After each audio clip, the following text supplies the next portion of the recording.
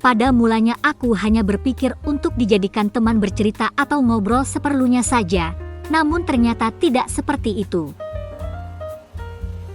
Perahu yang tegak menajam, pelan-pelan berlabuh pada sebuah pelabuhan yang tampak terawat. Laju perahu makin lama makin tak terkendalikan, sesekali singgah pada dua pulau kembar yang tampak bulat dan berlayar di sana pula.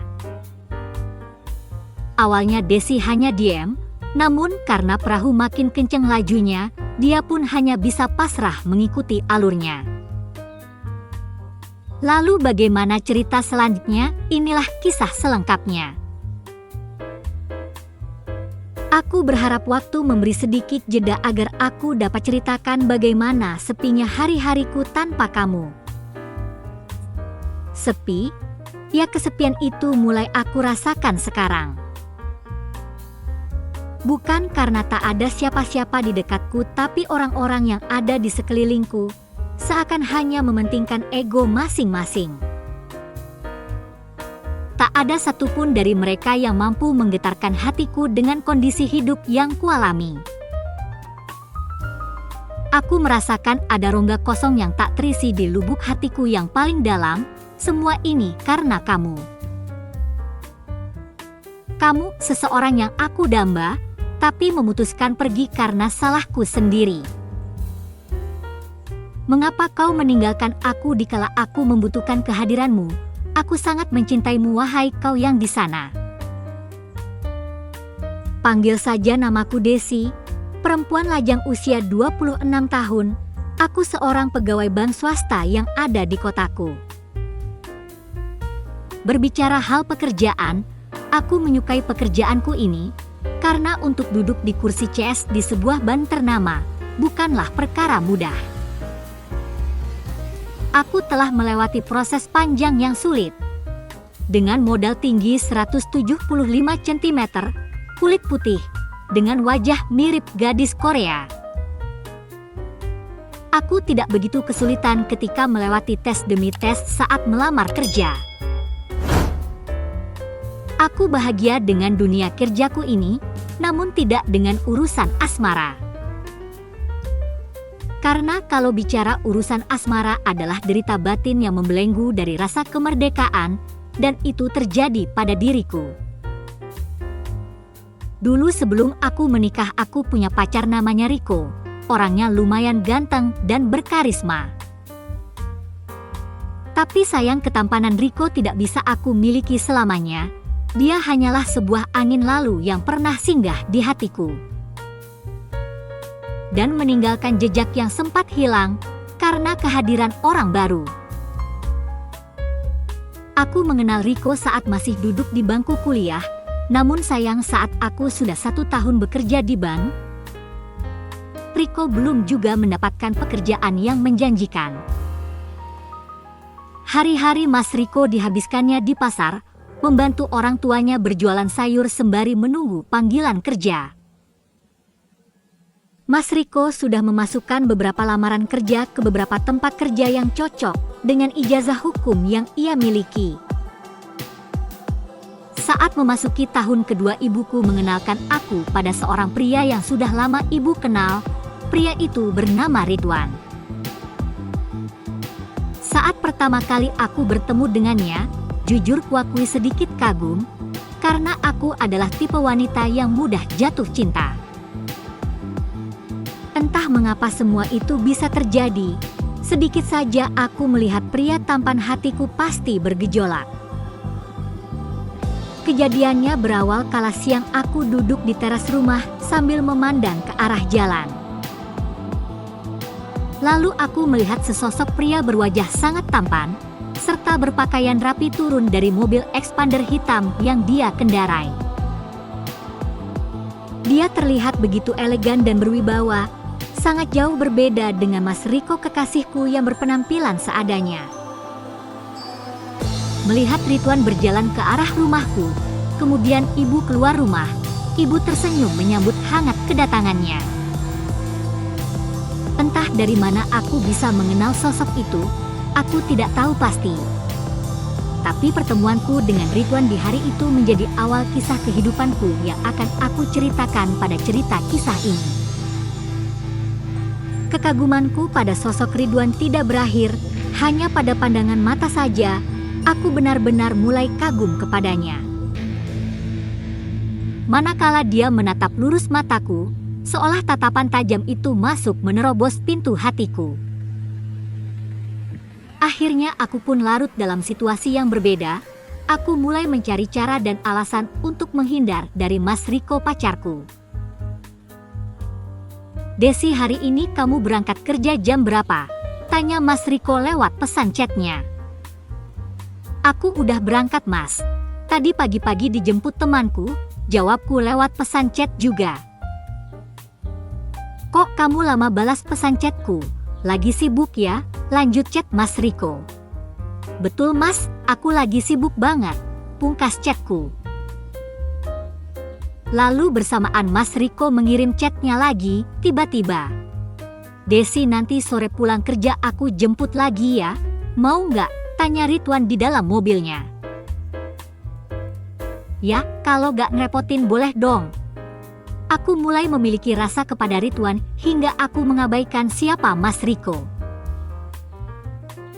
Bahkan aku jadi lupa dengan kebiasaan Mas Riko, setiap hari selalu mengantar dan menjemput aku kerja. Waktu itu pulang kerja aku dijemput Ridwan, namun tidak langsung pulang, melainkan mampir dulu di resto kelas mahal. Sambil makan kami berbincang-bincang seperti orang yang sudah lama saling mengenal.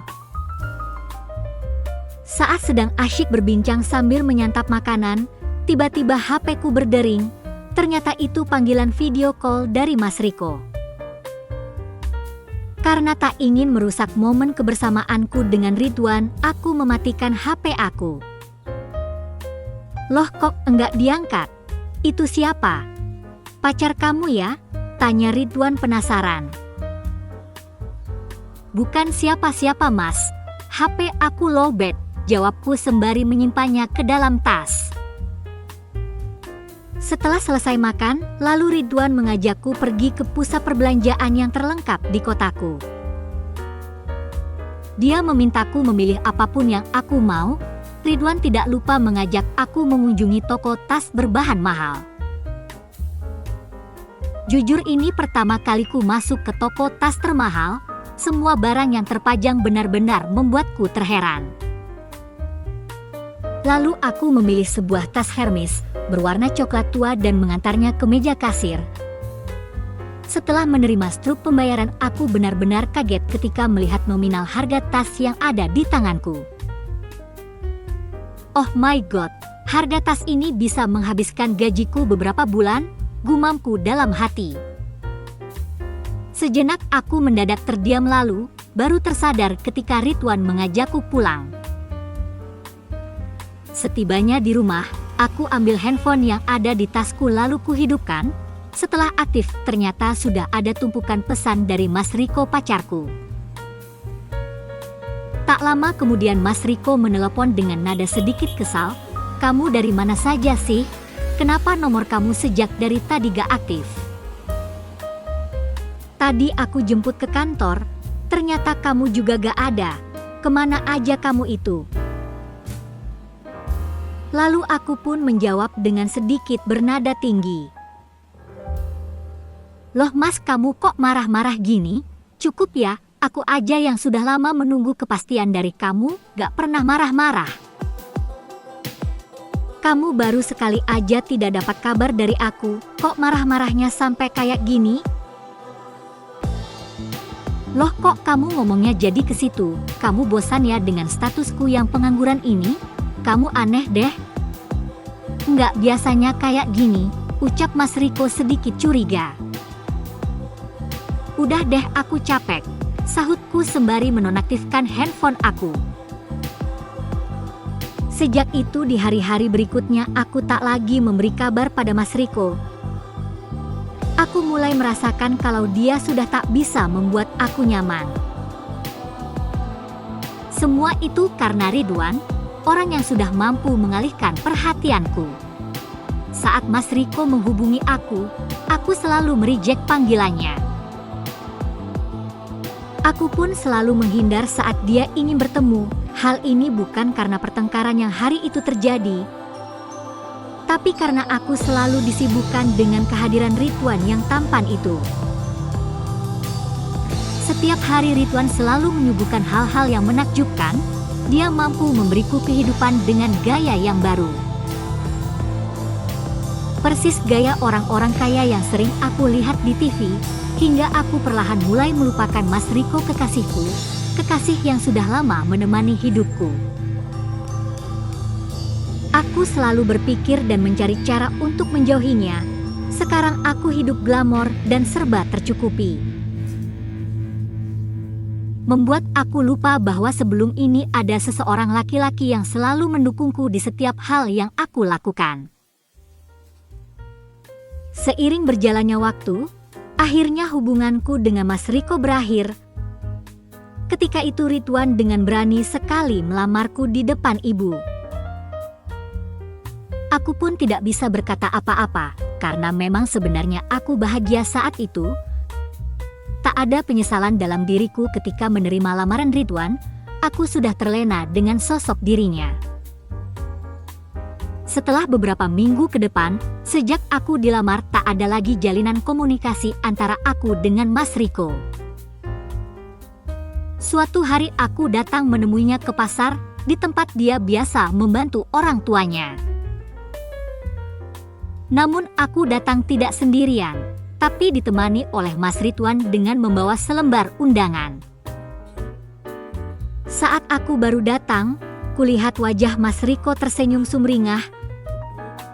Mungkin dia bahagia karena setelah beberapa lama tidak memberi kabar, aku tiba-tiba datang menemuinya. Akhirnya kamu datang juga ke sini. Apa kamu udah sarapan? Kita sarapan bareng yuk, ucapnya sembari menarik lembut tanganku. Nggak usahlah mas, aku kesini mau ngasih ini ke kamu, ujarku sembari mengambil selembar kertas undangan yang ada di tasku. Ini apa? Kamu mau nikah ya? Tanya Mas Riko dengan nada sangat kaget. Ini beneran kamu? Tega kamu ya? Lanjutnya. Kemudian pergi dengan raut wajah kesal bercampur sedih. Kala itu aku tahu hati Mas Riko remuk dan hancur melihat kenyataan. Dan sejak itu berakhir juga hubunganku dengannya. Singkat cerita, hari pernikahan tiba, aku dan Mas Ridwan resmi menikah. Dan setelah acara pernikahan kami selesai, aku dan Mas Ridwan tidak berlama-lama tinggal bersama orang tua. Kami tinggal di sebuah rumah mewah milik Mas Ridwan. Sekejap kelas kehidupanku pun berubah. Bukan hanya dari gaya hidup, tapi penampilanku pun ikut berubah. Hal itu pertama kali aku lakukan selepas Mas Ridwan membawaku ke sebuah salon kecantikan dengan cover dandanan tanpa mengenakan kerudung, karena dia membelikan baju minim nan anggun. Aku menurut saja, karena aku tahu Mas Ridwan ingin istrinya terlihat ayu mempesona di depan suami. Lalu seiring perjalanan waktu, tak terasa pernikahan kami telah berjalan selama 1 tahun. Rumah tanggaku berjalan harmonis, kemudian tiba-tiba Mas Ridwan meminta agar aku berhenti bekerja dari Ban. Dengan alasan dia tidak ingin aku menghabiskan banyak waktu di luar. Aku pun tidak keberatan dengan hal tersebut dan menuruti keinginan Mas Ridwan. Namun perlahan aku mulai merasakan hal yang mengganjal di dalam rumah tanggaku. Mas Ridwan ingin menunda kehadiran buah hati di rumah tangga kami, dengan alasan dia ingin menghabiskan waktu berdua di beberapa tahun ke depan. Lagi-lagi aku menurut saja dengan keinginan Mas Ridwan suamiku itu. Saat memasuki usia kedua tahun pernikahan, aku mulai melihat ada gelagat yang berbeda dari suamiku. Aku mulai bertanya tentang pekerjaannya Mas Ridwan. Aku melihat dia lebih sering menganggur dan banyak menghabiskan waktu bersama teman-temannya. Setiap kali aku bertanya tentang pekerjaan, pasti pertengkaran selalu terjadi di antara kami. Sifat aneh Mas Ridwan mulai kelihatan. Aku kaget suatu ketika dia meminta aku berfoto tanpa menggunakan apa-apa. Alasan dia ingin menjadikan koleksi yang bisa dilihat ketika sedang bekerja. Awalnya aku menurutinya, kemudian Mas Ridwan mulai memintaku melakukan hal-hal aneh yang susah dinalar oleh akal sehat. Mas, sebenarnya untuk apa sih menyimpan foto diriku yang begituan? Tanyaku suatu malam. Sayang, aku ini suamimu loh. Ya gak apa-apa tuh nyimpan koleksi foto istriku sendiri, jawabnya ketus. Iya sih, tapi nggak harus foto seperti itu Mas. Dari dulu aku selalu mengikuti keinginanmu, kamu minta aku melepas kerudung, aku turuti. Tapi kalau foto terus-terusan kayak gini aku nggak mau Mas, jawabku kecewa. Sejak saat itu Mas Ridwan jarang memberiku uang. Ketika aku meminta, mesti selalu membentak dan memarahiku. Dia menuduh seolah aku tidak mengerti keadaan suami. Lagi-lagi aku menahan derita batin dengan perlakuan Mas Ridwan. Aku hanya bisa bersabar menahan semua ini, dan aku merasa dia bukan Mas Ridwan yang dulu. Dia sudah berubah. Kejadian hari itu benar-benar membuat aku shock dan stres. Diam-diam aku sering menangis mengurung diri di kamar. Aku tidak menyangka di usia pernikahan yang baru 2 tahun, rumah tangga kami sering diwarnai pertengkaran. Aku mencoba bersabar menghadapi ini. Setelah itu aku memutuskan akan mencari pekerjaan kembali. Aku tidak boleh cengeng, aku harus kuat. Mas Ridwan sekarang sudah tidak rutin bekerja. Aku tidak ingin menanggung beban ekonomi yang lebih parah dari ini. Kok hari ini kamu menggunakan kerudung? Tanya Mas Ridwan, saat pagi hari ketika aku bersiap-siap mau melamar kerja. Iya Mas, mulai hari ini aku pakai kembali. Karena mau melamar kerja, aku mohon maaf jangan melarangku, jawabku. Oh, jadi sekarang sudah bisa membantah perintah suami ya? Hebat bener, belajar dari mana? Tanya Mas Ridwan sembari menahan langkahku dengan kuat. Aku mencoba melawan dan berucap, udah Mas, jangan halangi keinginanku. Aku ingin bekerja demi memperbaiki ekonomi di rumah ini. Mas, setiap hari kan hanya kumpul bareng teman-teman Mas. Mas gak mikir keuangan kita akhir-akhir ini mulai menipis, lanjutku. Oke. Ya sudah, mulai hari ini aku akan kembali bekerja seperti biasa, asal kamu selalu berada di rumah, ucap Mas Ridwan. Mas Ridwan, kamu janji? Iya, aku janji akan bekerja lebih rajin lagi sayang, pungkasnya. Akhirnya rumah tangga kami kembali harmonis. Aku melihat Mas Ridwan setiap hari selalu berangkat kerja lebih awal daripada biasanya. Perlahan aku mulai merasa nyaman kembali dengan kehidupan rumah tangga kami. Namun sayang, keharmonisan itu hanya bertahan tidak sampai 1 tahun. Suatu ketika Mas Ridwan diturunkan jabatannya oleh bos perusahaannya karena sering izin tidak masuk kerja. Terpaksa kami hidup pas-pasan karena gaji hanya cukup untuk memenuhi kebutuhan sehari-hari. Tapi sebagai istri yang baik, aku mencoba mengerti dengan kondisi suamiku. Aku harus bisa menerima kekurangan sang suami, karena aku merasa lebih nyaman dengan hidup pas-pasan daripada hidup mewah namun selalu menderita batin. Setiap hari pulang kerja selalu lebih lama dari biasanya, maklum sudah turun jabatan. Saat jam 9 malam dia baru pulang dari kerja, lalu berkata, Mulai besok Mas Ridwan meminta agar aku mengantar makan siang ke kantornya, dengan alasan untuk berhemat daripada setiap hari membayar makan di kantin. Saat berada di kantor Mas Ridwan, tiba-tiba aku dikagetkan oleh seorang laki-laki tua yang ketika itu tidak sengaja berpapasan denganku di pintu utama kantor.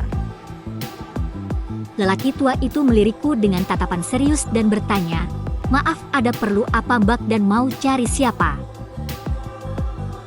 "Ini, aku mau mengantar makanan siang untuk suamiku Mas Ridwan," jawabku. "Oh, jadi kamu istrinya Ridwan?" jawabnya. "Wah, gak nyangka ya karyawanku memiliki istri secantik kamu," ujarnya sembari menyalami tanganku.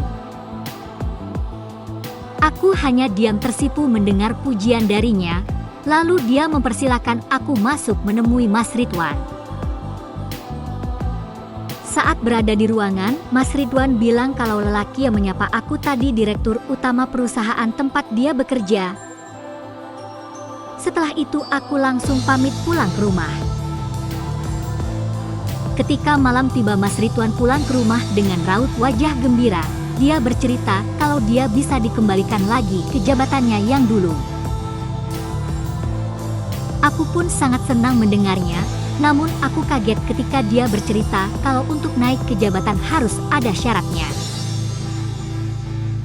Aku bertanya pada Mas Ridwan perihal persyaratan yang diinginkan bosnya. "Memang syarat apa yang harus kita penuhi, Mas?" tanyaku kepada Mas Ridwan. Lalu Mas Ridwan mendekatiku sambil kedua tanganku digenggam erat, "Tapi kamu janji ya? Apapun syaratnya demi kehidupan kita yang lebih baik, kamu harus siap," ujarnya sembari membujukku. "Loh, kok harus dari aku sih? Kan yang kerja kamu, Mas?" "Iya, tapi bosku menginginkan kamu yang jadi syarat untuk naik kedudukan di jabatan itu." "Aduh, maksudnya gimana sih Mas? Kok berbelit-belit gini? Terus terang aja deh," ujarku agak bingung. "Sayang, direktur ingin kamu menemani dia kapanpun dia butuh. Katanya dia meminta kamu mau memenuhi semua keinginannya bos dan melakukan apapun yang dia minta. Kamu mau ya sayang? Ini semua demi kehidupan kita yang lebih baik." "Apa Mas maksud kamu? Menjual mahkota demi jabatan gitu? Apa-apaan sih kamu Mas? Kamu udah kelainan ya?" "Ya gak gitu juga sih, tapi mau bagaimana lagi?" kata Mas Ridwan maksa. "Maaf Mas, aku gak mau," jawabku tegas. "Desi, tolonglah sekali saja. Pokoknya aku gak mau, aku lebih baik hidup sengsara dan miskin daripada hidup kaya tapi kehormatanku aku godaikan kepada orang lain yang bukan suamiku," jawabku menunduk dan menangis. Setelah aku menolak permintaan Mas Ridwan, keadaan rumah tangga kami makin tidak karuan. Sering terjadi cekcok, apalagi ketika aku membahas masalah keuangan.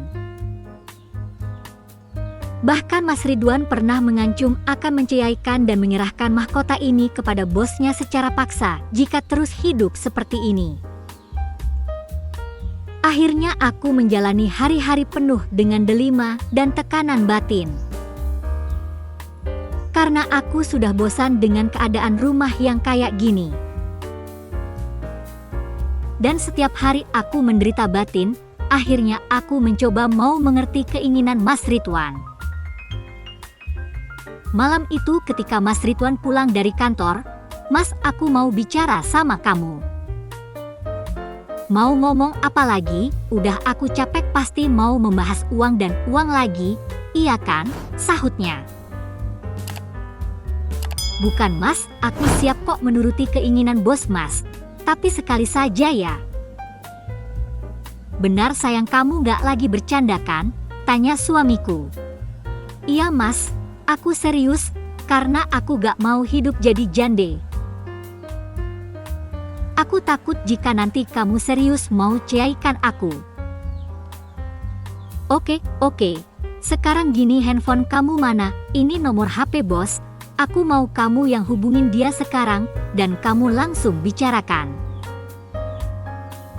Suruh naikkan jabatan aku mulai besok hari. Aku sudah gak tahan bekerja seperti ini. Desi. Tak lama, aku menghubungi nomor yang diberikan Mas Ridwan kepadaku. Lalu bosnya Mas Ridwan memintaku untuk datang ke sebuah bangunan bertingkat mewah. Awalnya aku berpikir hanya akan dijadikan teman untuk bercerita atau membantunya, namun ternyata tidak. Bos Mas Ridwan minta hal yang lebih pribadi, dan dia memintaku mengikuti semua perintahnya. Dengan penuh derita aku pun terpaksa mengikuti semuanya. Perahu kebanggaan bos berulang kali berlabuh pada pelabuhan yang tampak terawat. Desi hanya diam saking patuhnya pada suami. Sesekali Desi merengek dengan suara yang gak jelas saat laju perahu makin kencang. Bosnya Ridwan memang hebat, dia juga pintar saat mendarat dan bergerilya pada dua anugerah pesona alam yang tampak indah. Dengan jiwa dan hati yang menangis sedih, keesokan harinya Desi pulang ke rumah. Dia mengeluh dengan apa yang dialami, diperlakukan layaknya barang baruan. Aku tak bisa mengelak, dan aku hanya mampu memasang diriku demi sebuah jabatan untuk suamiku. Aku benar-benar menyesal, lalu aku pulang dan mengadukan semua hal ini pada ibuku. Beliau hanya terdiam, tidak memberi solusi apapun, dan hanya memintaku untuk bersabar, dan berkata bahwa ini adalah ujian dalam rumah tangga kamu nak. Begitulah cerita kisahnya. Semoga ada hikmah di balik cerita ini dan mohon maaf jika ada kata-kata yang kurang berkenan. Salam sehat selalu. Sampai jumpa kembali pada cerita menarik lainnya. Wassalam.